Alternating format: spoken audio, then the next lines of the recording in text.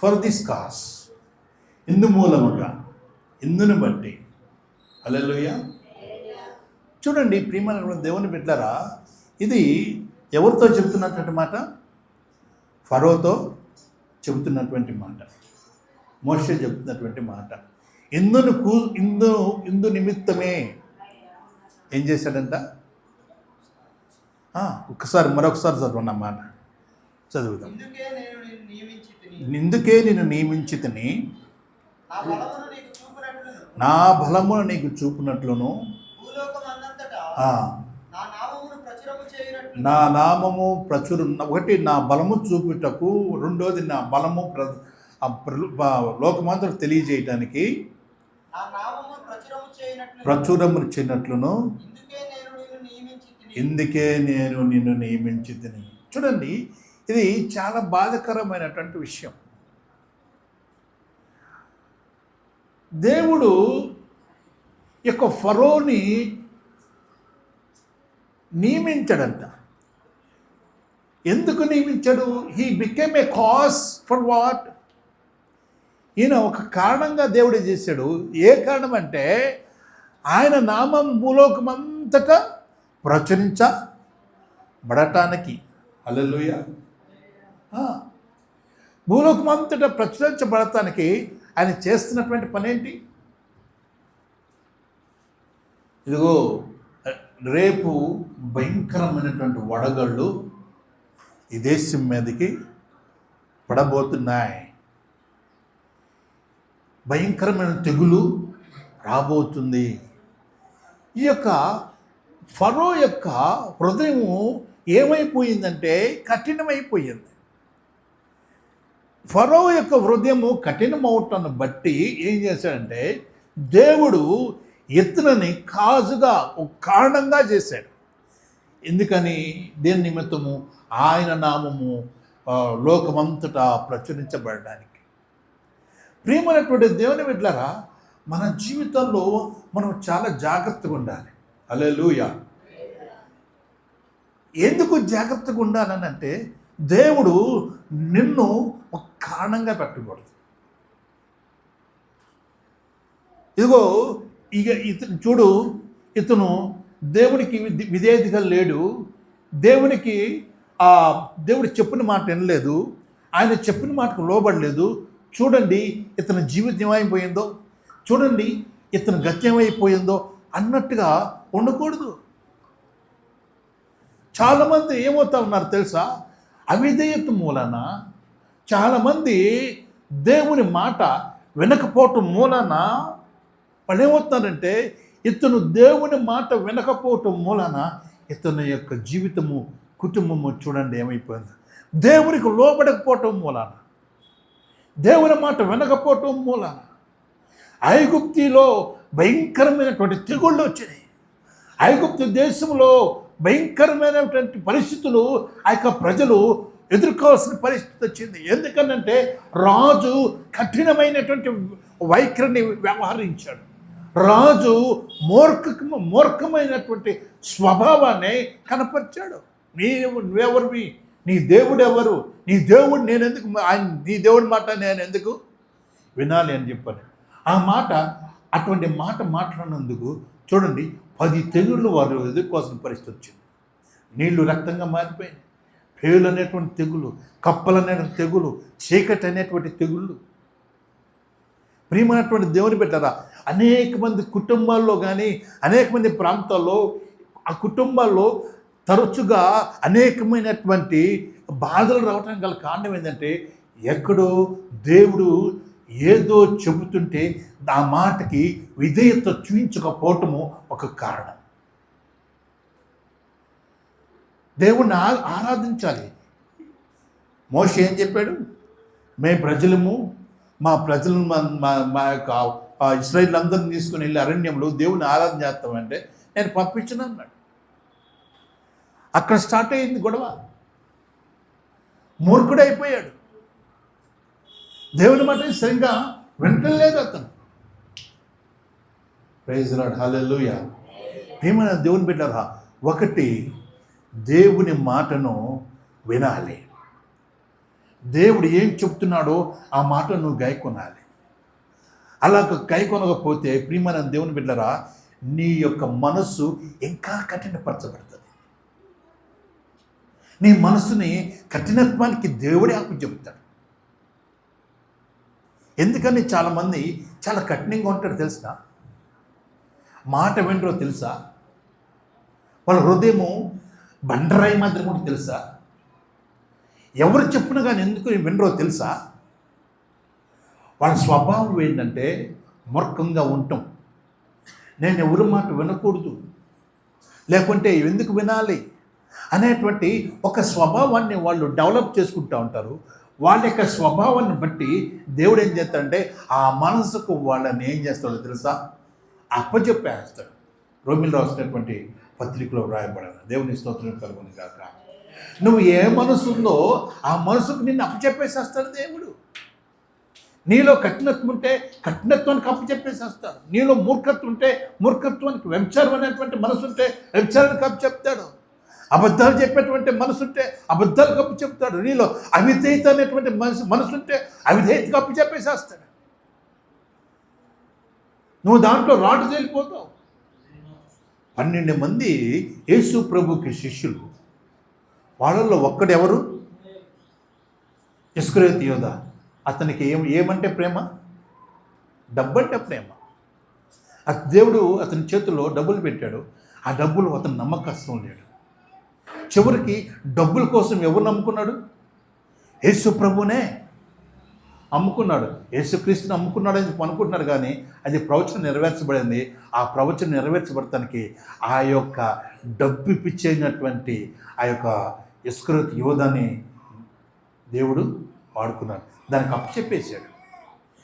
అది దేవుని యొక్క ప్రవచనం, దేవుని యొక్క మాట నెరవేర్చబడటానికి ఆ పేతురును వాడుకోలేదు, అక్కడ యాకోబుని వాడుకోలేదు, అహరోన్ని వాడుకోలేదు, ఇక్కడ ఆంధ్రేని వాడుకోలేదు. ఎవరికైతే ఆ యొక్క డబ్బు మీద పిచ్చి ఉంటుందో, ఎవరైతే ఆ యొక్క మనసుతో నింపబడ్డారో వాళ్ళని దేవుడు ఆ మనసుకు అప్పచెప్పేశాడు. నీలో ఏ మూర్ఖత్వం ఉంటే, నీలో ఏ దుష్టత్వం ఉంటే దానికి నువ్వు అప్పచెప్పబడతావు.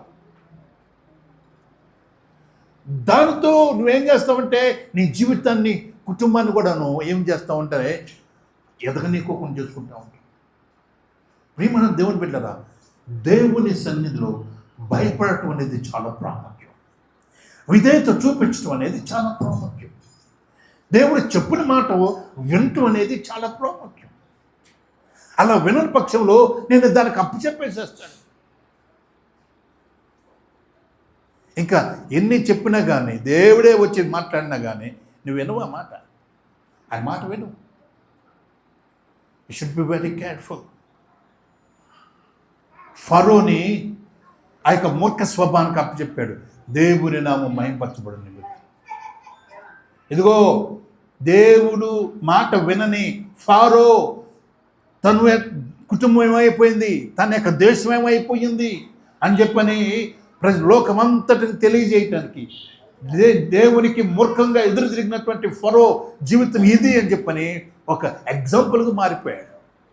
నీ జీవితాన్ని అలా మార్చుకోకుండా ఉండాలంటే నువ్వు దేవునికి విధేయుడు అవ్వాలి. ఆయన చెప్పిన మాట వినాలి. Praise the lord. ఎడగ దేవుని స్తోత్రం చెల్లిద్దాం. చప్పటి దేవుని స్తోత్రం చెల్లిద్దాం. హల్లెలూయా, హల్లెలూయా. చూడండి, ఇస్కరియోతు యోధనే చూడండి ఎంత తన జీవితం ఎట్లా ఏమైపోయింది. ఆయన ఎట్లా ఉండాలి? ఒక అపొస్తలుడిగా ఉండాల్సినటువంటి, అద్భుతాలు చేయాల్సిన వ్యక్తి, సూచక్రియలు చేయాల్సినటువంటి వ్యక్తి, 12 మందిలో ఒక వ్యక్తిగా ఉండాల్సినటువంటి వ్యక్తి. ఆ యొక్క వ్యక్తి ఏమైపోయాడు? చచ్చిపోయాడు. ఆయన ఉరేసుకుని చచ్చిపోయాడు. ఆయన పశ్చాత్తాపం పడవలసినటువంటి సమయం మించిపోయింది. అమ్మో, నేను ఎంత పాపం చేశాను, ఎంత దుర్మార్గం చేశానని ఇంకా క్షమాపణ అటువంటి ఆ యొక్క టైం మిగిలిపోయేసరికి ఉరేసుకొని చచ్చిపోయాడు. చాలామంది వారి జీవితాల్లో కూడా అంతే. ఇంకేం చేయాల్సిన కానీ పరిస్థితులు లేనప్పుడు వాళ్ళు చేసేటువంటి పరిస్థితి అండి అది ఉరేసుకొని చచ్చిపోవటమే. కాబట్టి ప్రియమైన దేవుని బిడ్డరా, నీవు నీ కుటుంబానికి ఆశీర్వాదానికి, నీ యొక్క ప్రాంతం ఆశీర్వాదానికి ఒక కారకుడిగా ఉండాలి, కానీ శాపానికి కారకురాలుగా ఉండకూడదు. హల్లెలూయా, హల్లెలూయా. 1 కింగ్స్ మొదటి రాజులు 8వ అధ్యాయము 45వ వచనం. మొదటి రాజులు 8వ అధ్యాయము 45వ వచనం. నీవు వారి ప్రార్థన విన్నపములను విని వారి కార్యమును నిర్వహించుము. పాపము చేయని వాడు ఒకడును లేడు. పాపము చేయవాడు ఒకడును లేడు. వారు నీకు విరోధంగా పాపము చేసిన ఎడలనేమి నీవు వారి మీద కోపగించుకొని వారిని శత్రువుల చేతికి అప్పగించిన ఎడలనేమి వారు వీరికి దూరమైనట్టు గాని దగ్గరైనట్టు గాని ఆ శత్రువుల దేశంలోనికి చెరగా కొనుపోయినప్పుడు వారు చెరగా కొనుకోబడిన దేశమందు తాము చేసిన దానిని మనస్సులకు తెచ్చుకొని మేము దుర్మార్గులమై ప్రవర్తించి పాపము చేసితమని చెప్పి చింతించి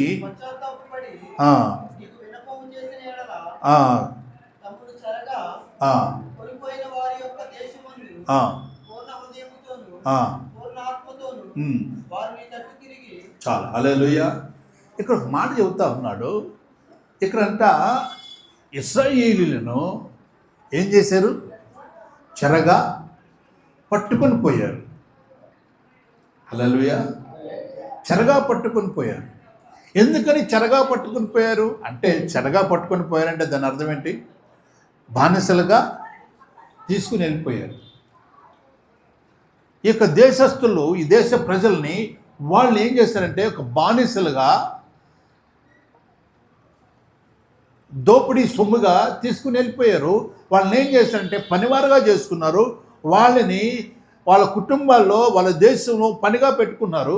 ఎందుకు అలాగ పనిగా పెట్టుకున్నారు? ఎందుకు ఈ దేశాన్ని జయించగలిగారు? ఎందుకని ఈ దేశం మీద యుద్ధం చేసి గెలవగలిగారు? వీళ్ళని బానిసలుగా ఎంతగా ఎలాగో ఆ యొక్క అన్యజనులు చేయగలిగారు అని అంటే, వీళ్ళు దేవునికి ఏం చేయలేదు, లోబడలేదంట, మూర్ఖంగా వ్యవహరించారంట, విధేయత చూపించలేదంట. అదే ప్రాబ్లం. ఎందుకని బానిసలైపోయారు? ఎందుకని వాళ్ళు పనులు చేసుకునేటువంటి దీనస్థితికి వచ్చారు?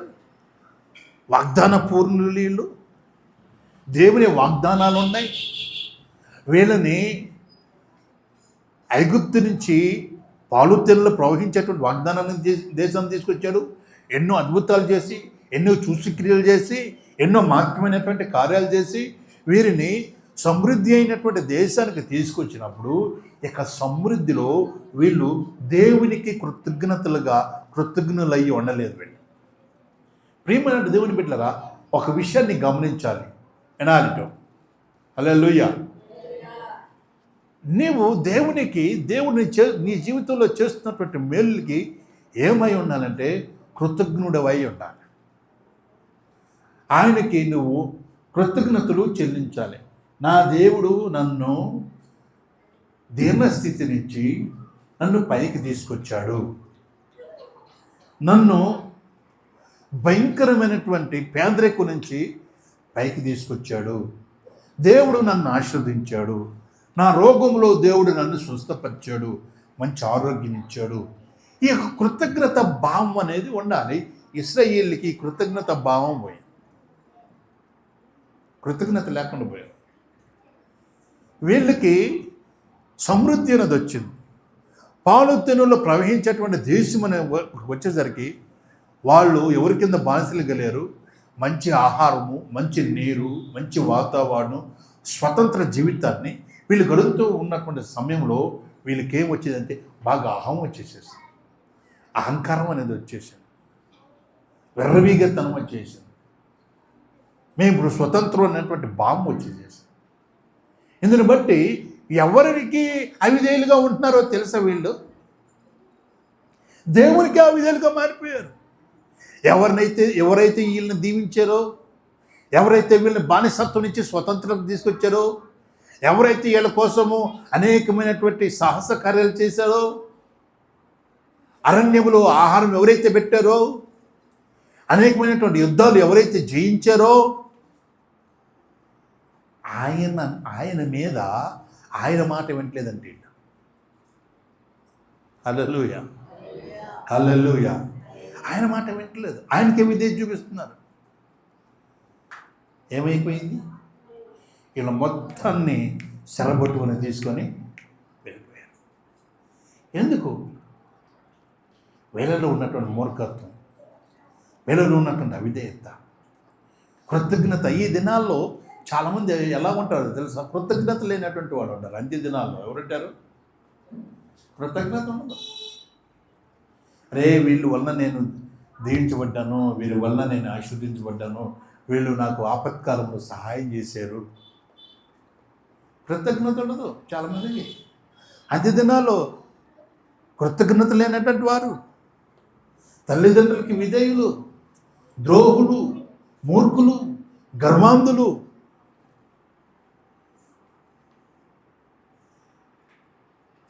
దేవుని కంటే వాళ్ళని ప్రేమించుకునేటువంటి వారు, సుఖానుభవాన్ని ఎక్కువగా ప్రేమించుకునేటువంటి వారు ఎక్కువ మంది ఉంటారు ఈ దినాల్లో. హల్లెలూయా. దేవుని కంటే ఎవరిని ఎక్కువ ప్రేమిస్తారంటే వీళ్ళ సుఖానుభవాన్ని, కంఫర్ట్గా ఉండాలి మేము. అవసరమైతే ఆదివారం నాడు బాగా నిద్ర వస్తుందని అంటే కనుక ఇంటి కూడా పనుకుంటారు, ఆరాధన ఉండదు. మంచి బంధువులు ఎవరైనా వచ్చారు అనుకోండి, అమ్మో రాకరాకు మా బంధువులు వచ్చారు, మా అక్క వచ్చింది, మా నాన్న వచ్చారు, అయ్యయ్యో మేము ఈరోజు ఆదివారం ఆరాధన కాదులే, మా నాన్నగారు ఉన్నారులే అని చెప్పి ఇంట్లోనే కూర్చుంటారు. దేవుణ్ణి ప్రేమించడం ఆప్ చేస్తున్నారు ఈ దినాల్లో చాలామంది. అంత్య దినాల్లో ఇదే ఉంటుంది. ఈ మనసు నీకు వస్తుందంటే దాని అర్థం ఏంటంటే నువ్వు దేవునికి వ్యతిరేకమైనటువంటి, దేవునికి ఇష్టం లేనటువంటి, దేవునికి దుఃఖపరిచేటువంటి మనసు నీకు ఉందని చెప్పని గ్రహించుకోవాలి. వెంటనే రిపీట్ అవ్వాలి. హల్లెలూయా. వెంటనే రిపీట్ అవ్వాలి.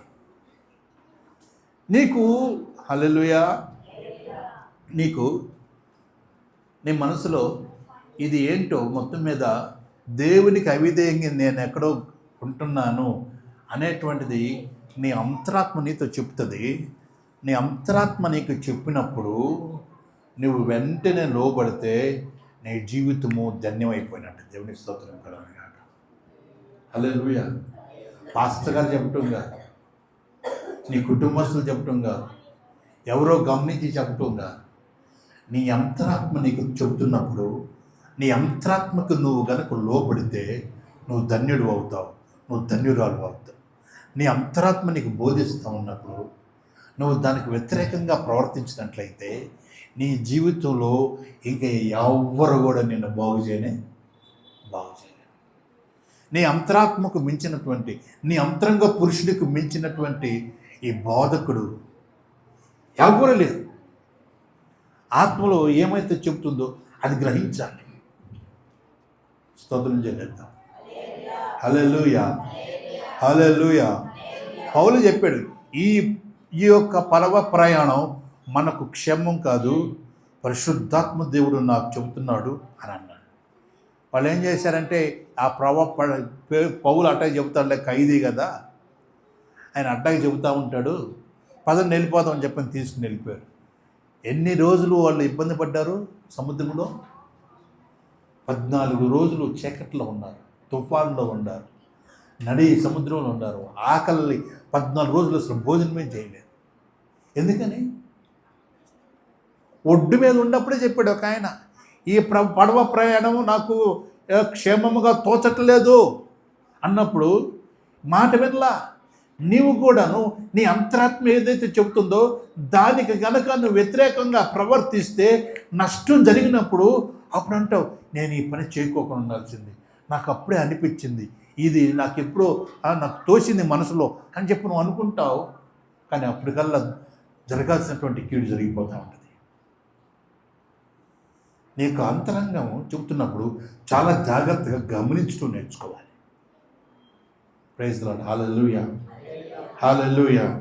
కీర్తనలు 9వ అధ్యాయం 4వ వచనం ఒకసారి చదువుకుందాం. కీర్తనలు 9వ కీర్తన 4వ వచనాన్ని. కాబట్టి వెనుకకు మల్లుదురు, నీ సన్నిధిని వారు జోగిపడి నశింతురు. నీవు అన్యజనులను గర్దించి ఉన్నావు,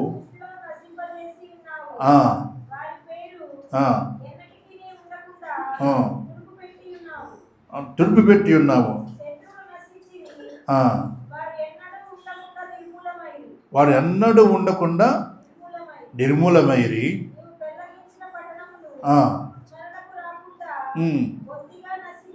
బొత్తిగా యెహోవా చాలు. హల్లెలూయా. మనము ఎప్పుడైతే దేవునికి లోబడతామో అప్పుడు God comes in to the action. దేవుని స్తోత్రం కలుగును గాక. దేవుడు యుద్ధ భూమిలోకి అప్పుడు వస్తాడు. దేవునికి లోబడినప్పుడు, దేవుని మాట వింటున్నప్పుడు, దేవుని మార్గంలో ఉన్నప్పుడు. దేవుని స్తోత్రం చెల్లిద్దాం. హల్లెలూయా, హల్లెలూయా. దేవుని మార్గంలో ఉన్నప్పుడు, ఆయనకు లోబడుతూ ఉన్నప్పుడు ఏమి జరుగుతుందంటే దేవుడు సీన్లోకి వస్తాడు. దేవుడు యుద్ధం చేయటం ప్రారంభిస్తాడు. దేవుడు నీ తరపున పోరాడటం ప్రారంభిస్తాడు. దేవుని స్తోత్రం కలుగును గాక. నీ శత్రువులు ఓడిపోవటం మొదలవుతుంది. ఎందుకంటే ఎప్పుడైతే నీవు దేవుని మార్గంలోకి వచ్చావో, ఆయన మాటను నువ్వు వింటున్నావో, ఆయన కట్టడలను నువ్వు గైకుంటున్నావో, అప్పుడు నువ్వు కాదు యుద్ధం చేసేది. ఎవరు చేస్తారు? యెహోవా నీ పక్షమున యుద్ధం చేయటం ప్రారంభిస్తాడు. యెహోవా నీ పక్షమున కార్యం చేయటం ప్రారంభిస్తాడు. దేవుని స్తోత్రం కలుగును గాక. హల్లెలూయా, హల్లెలూయా. చూడండి, దావీదుని ఫిలిస్తీన్లు ఏం చేస్తారంటే దావీదు దగ్గర ఉన్నటువంటి స్త్రీలని, డబ్బుని, బంగారాన్ని అన్నిటిని తీసుకుని వెళ్ళిపోతారు. దావీదుతో పాటు కొంతమంది ఏం చేస్తారంటే ఎక్కడి నుంచి వస్తారు, వచ్చేసరికి ఇక్కడ పిల్లలు ఉండరు, ఎవరు ఉండరు, భార్యలు ఉండరు, బంగారం ఉండదు, గొర్రెలు, ఈ ఆస్తి ఏమో మొత్తం వేరే దేశస్తులు తీసుకుని వెళ్ళిపోతారు. దావీదు మీద ఈయన దగ్గర ఉన్నటువంటి వీళ్ళకి కోపడతారు. నీ మాట విన్నాం, నీ మాట విని నీతో వచ్చాం, మా భార్యలందరినీ వాళ్ళు తీసుకుని వెళ్ళిపోయారు, మా వెండి బంగారాన్ని ఆస్తుని మొత్తం తీసుకుని వెళ్ళిపోయారు అని చెప్పని వాళ్ళు ఏం చేస్తారంటే దావీదుని కొడటానికి, చంపుదామన్నటువంటి కోపం వచ్చేసి ఆయన కొట్టబోతూ ఉంటారు. అప్పుడు అంటాడు, ఏమంటాడంటే దావీదు యోపోతు తీసుకురండి అంటాడు. యోపోతు తీసుకొస్తాడు, ధరిస్తాడు. ప్రభువా ఏంటయ్యా ఇది, ఏంటి ప్రభువా ఇది? వాళ్ళు మా భార్యను తీసుకుని వెళ్ళిపోయారు, పిల్లల్ని తీసుకుని వెళ్ళిపోయారు, బంగారాన్ని తీసుకుని వెళ్ళిపోయారు, అంతా తీసుకుని వెళ్ళిపోయారు కదా, ఏం చేయమంటావు ప్రభువా అని ఆయన అంటాడు. ఇల్లు వాళ్ళని మీ చేతికి అప్పచెప్తానంటాడు. దేవుని స్తోత్రం కలుగును గాక. వీళ్ళని తీసుకుని వెళ్తారు.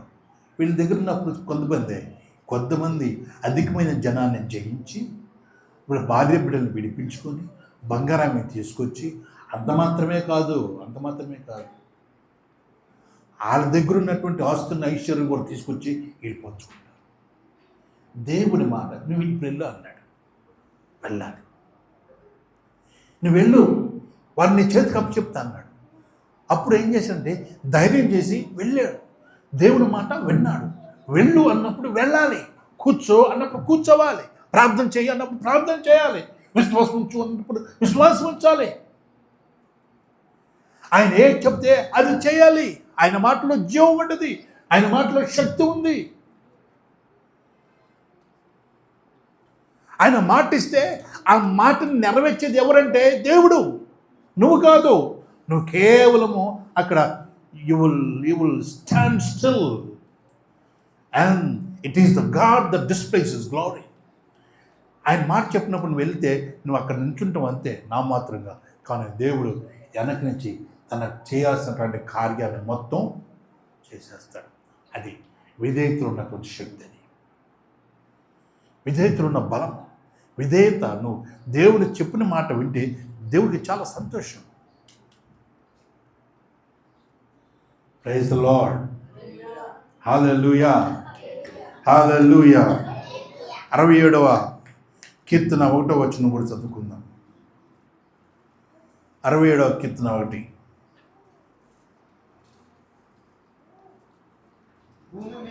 భూమి మీద ఈ మార్గం తెలియబడినట్లు, ఆ, అన్యాయులందరిలో ఉమ్, ఈ రక్షణ తెలియబడినట్లు ఉమ్, దేవుడు మమ్మల్ని కరుణించి ఆ, మమ్మల్ని ఆశీర్వదించునుగాక.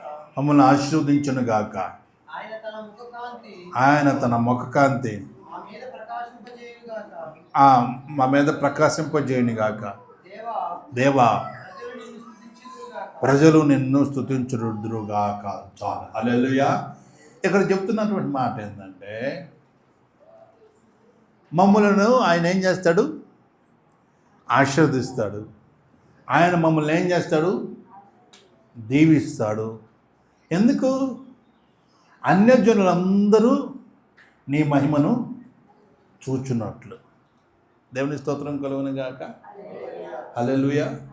ప్రియమైనటువంటి దేవుని బిడ్డలారా, అన్యజనులు దేవుని మహిమ చూస్తున్నట్లుగా, అన్యజనులు దేవుడు ఎంత గొప్పవాడో తెలుసుకున్నట్లుగా, ఆయన ఏం చేయబోతున్నాడు అని చెప్పి అంటున్నాడంటే, ఆయన నిన్ను దీవించబోతూ ఉన్నాడు, ఆయన నిన్ను ఆశీర్వదించబోతూ ఉన్నాడు, ఆయన నిన్ను హెచ్చించబోతూ ఉన్నాడు, హెచ్చిస్తానంటా ఉన్నాడు. దేవుని స్తోత్రం కలుగునుగాక. ఎందుకు హెచ్చిస్తానంటుంది ఆయన?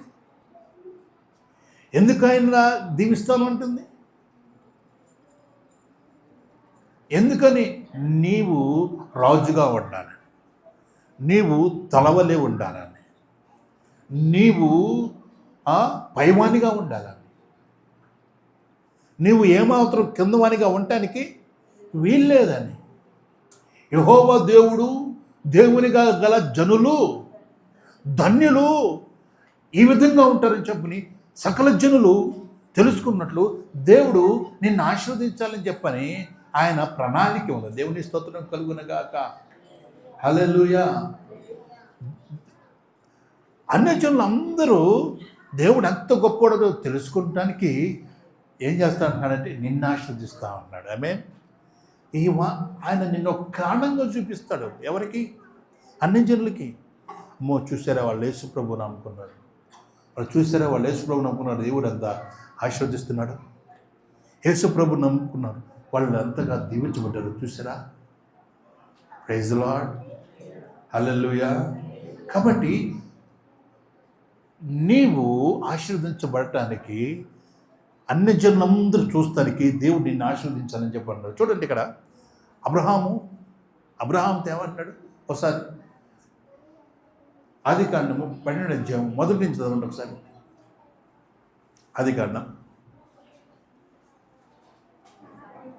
యెహోవా, నీవు లేచి దేశం నుండి, ఏ దేశము నుండి, నీ బంధువుల వద్ద నుండి, నీ బంధువుల వద్ద నుండి, నీ తండ్రి ఇంటి నుండి నీ తండ్రి ఇంటి నుండి బయలుదేరి నేను నీకు చూపించు దేశమునకు వెళ్ళుము. నేను నీకు చూపించు దేశమునకు వెళ్ళుము. నిన్ను గొప్ప జనముగా చేసి నిన్ను ఆశీర్వదించి నీ నీ నామమును గొప్ప చేయుదును. నామమును గొప్ప చేయుదును. నీవు ఆశీర్వాదముగా నువ్వు ఆశీర్వాదముగా ఉండవు. నిన్ను ఆశీర్వదించు వారిని నిన్ను ఆశీర్వదించు వారిని ఆశీర్వదించెదను. ఆశీర్వదించదను. నిన్ను దూషించు వారిని నేను దూషించు వారిని శపించెదను. శపించదను. భూమి యొక్క సమస్త వంశములు భూమి యొక్క సమస్త వంశములు నీ యందు ఆశీర్వదించబడునని నీ అందు ఆశీర్వదించబడినని అబ్రాహాముతో అనగా అనగా యెహోవా ఆ, అతని అతనితో చెప్పిన ప్రకారము అబ్రాము వెళ్ళెను. అబ్రహాము వెళ్ళాను. చాలు. హల్లెలూయా. ఏమంటా ఉన్నాడు? నేను చూపించబో దేశానికి నీవు వెళ్ళు. ఎక్కడికి వెళ్ళాలన్నా? నేను చూపించలేదు ఇంకా ఆయన. నేను చూపించబో దేశానికి నువ్వు వెళ్ళు.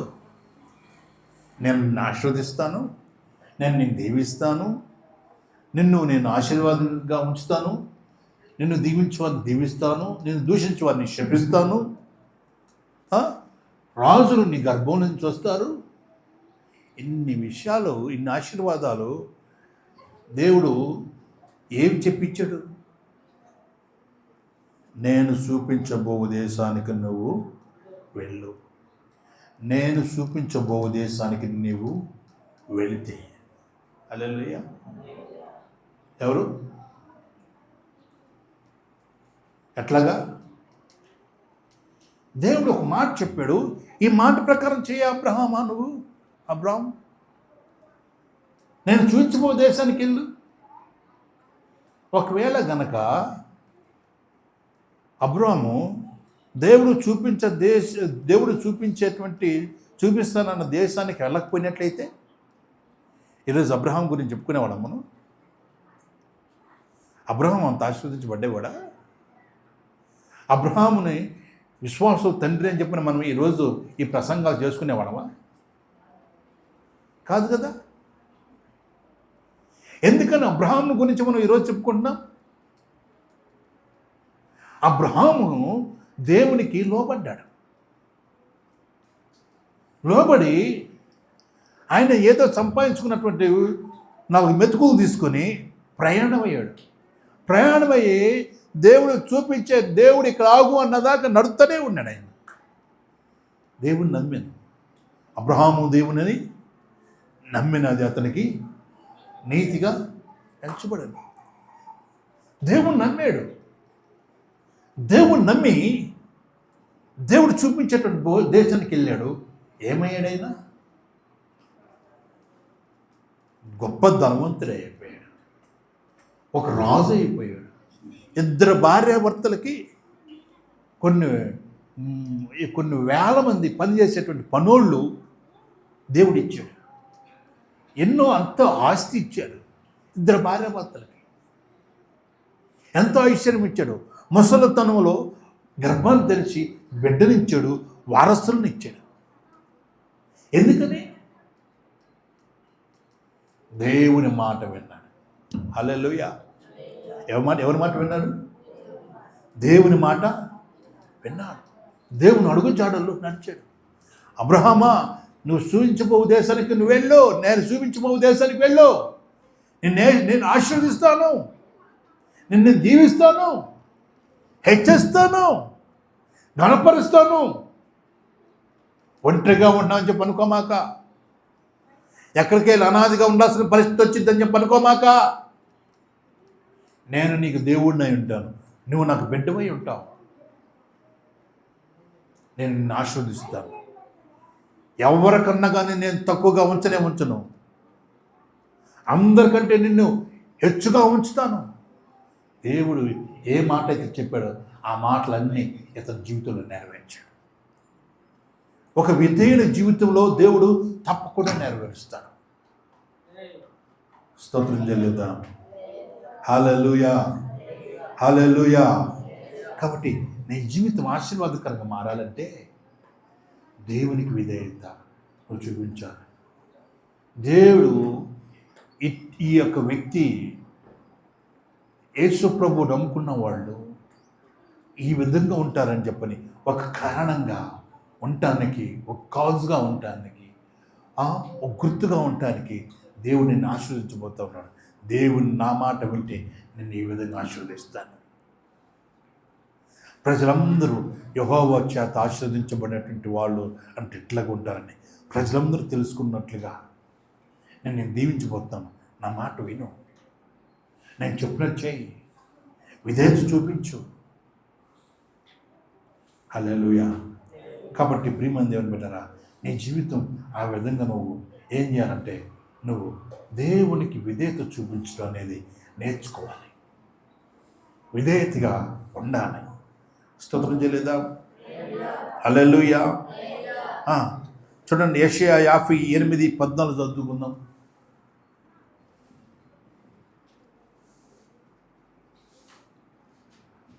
నీవు యెహోవా యందు ఆనందించెదవు. నీవు యెహోవా యందు ఆనందించెదవు. దేశం యొక్క ఉన్నత స్థలముల మీద దేశం యొక్క ఉన్నత స్థలముల మీద నేను నిన్ను ఎక్కించెదను. నేను నిన్ను ఎక్కించెదను. నీ తండ్రి అయిన యాకోబు నీ తండ్రి నీ యాకోబు స్వాస్థ్యమును స్వాస్థ్యము నీ అనుభవంలో ఉంచెదను. నీ అనుభవంలో ఉంచెదను. యెహోవా సెలవిచ్చిన వాక్కు ఇదే. ఈ యెహోవా సెలవిచ్చినటువంటి వాక్కు ఇదే. దేవుని స్తోత్రం కలుగునుగాక. చూడండి పిల్లలు, దేవుని బిడ్డలారా, ఇక్కడ బైబిల్లో చెప్పబడుతున్న మాట ఏంటంటే, నిన్ను నేను హెచ్చిస్తాను, దేశం యొక్క ఉన్నతమైనటువంటి స్థలంలో ఉంచుతాను. దాల్చబడినటువంటి ఎవరు? యాకోబు యొక్క స్వాస్థ్యమును నేను మీకు అనుగ్రహిస్తున్నాను. ఇదే యెహోవా వాక్కు. దేవుని స్తోత్రం కలుగునుగాక. దేవుడు ఒక మాట చెప్పే మాట తప్పుతాడా? హల్లెలూయా. దేవుడు ఒక మాట చెప్పి మాట తప్పుడాయన. ఆయన వాగ్దానం చేసినటువంటి, బైబిల్ చూద్దాం, వాగ్దానం చేసినటువంటి వాడు నమ్మదగినటువంటి వాడు. చూడండి, షడ్రకు మేషకు అబేద్నెగోలు, మా దేవుడు మండుచున్న అగ్ని గుండులోంచి మమ్మలను తప్పించగలడు అని చెప్పాను. చూడండి, దానియేలు విషయంలో ఆ రాజు, నేను సేవిస్తున్నటువంటి దేవుడు నిన్ను రక్షించనా అని చెప్పని ఆ సింహం బోన్లో వేసినటువంటి 12 గంటల తర్వాత వచ్చి దానియేలును అడుగుతున్నాడు. చూడండి, దేవునికి విధేయత చూపినటువంటి వాళ్ళు సింహాలు కూడా ఏం చేయలేకపోయినాయి. దేవునికి విధేయత చూపించినటువంటి వాళ్ళని అగ్ని ఏం చేయలేకపోయాయి. హల్లెలూయా. దేవునికి విధేయత చూపించినటువంటి వాళ్ళని ఆర్థిక పరిస్థితులు ఏం చేయలేవు. కరువు ఏం చేయలేదు, ఖడ్గం ఏం చేయలేదు, ఉపద్రవం ఏం చేయలేదు, యుద్ధాలు ఏం చేయలేదు, ఉన్నమైన ఏం చేయలేదు, రాబోవైన ఏం చేయలేదు, ఎత్తు ఏం చేయలేదు, పల్లం ఏం చేయలేదు. యెహోవా యందు భయభక్తులు గారు వారు ఎప్పుడు ఎలా ఉంటారంటే క్షేమంగా ఉంటారు. దావీదు యొక్క ఆశీర్వాదాలు, అబ్రహాం యొక్క ఆశీర్వాదాలు వస్తాయి. యాకోబు యొక్క దాచబడినటువంటి ధాన్యం అనేది వస్తుంది. దేవుని స్తోత్రం కలుగునుగాక. నీ జీవితాన్ని ప్రియమైన దేవుని బిడ్డలారా, దేవునికి విధేయతగా మలుచుకోండి. దేవుడు చెప్పిన మాట వినటానికి సమర్పించుకోండి. అప్పుడు నువ్వు ఆశీర్వదించబడతావు, నువ్వు దీవించబడతావు, నువ్వు హెచ్చరించబడతావు. యెహోషువ ఒక మాట చెప్తున్నాడు, మీ విషయమైతే నాకు తెలియదు, కానీ నా వరకైతే నేనును నా ఇంటి వారును యెహోవాను సేవిస్తాం. నా వరకైతే నేను మాట చెబుతున్నాను, ప్రియమైన దేవుని బిడ్డలారా, దేవునికి లోబడి జీవించాలని చెప్పి నేను నిర్ణయించుకున్నాను. దేవుని స్తోత్రం కలుగునుగాక. హల్లెలూయా. మా నాన్నగారు ఈ మంగళగిరి వెళ్ళమంటాను చాలా భయపడ్డాడు, మంగళగిరి వెళ్ళమంటే. కానీ లోబడి వచ్చాడు. దేవుడు అతని కుటుంబాన్ని, మా నాన్నని, మమ్మల్ని దేవుడు దీవించాడు. దేవుని స్తోత్రం కలుగునుగాక. మీ జీవితాలు కూడా ఆశీర్వదించబడతాయి, మీ జీవితాలు కూడా దీవించబడతాయి. ఆయనకు లోబడి ఉండండి, ఆయన మాట వినండి, ఆయన చెప్పిన మాట వినండి. లోకములు అందరికంటే హెచ్చుగా ఆయన హెచ్చిస్తాడు. ఆమేన్. ప్రార్థన చేసుకుందాం.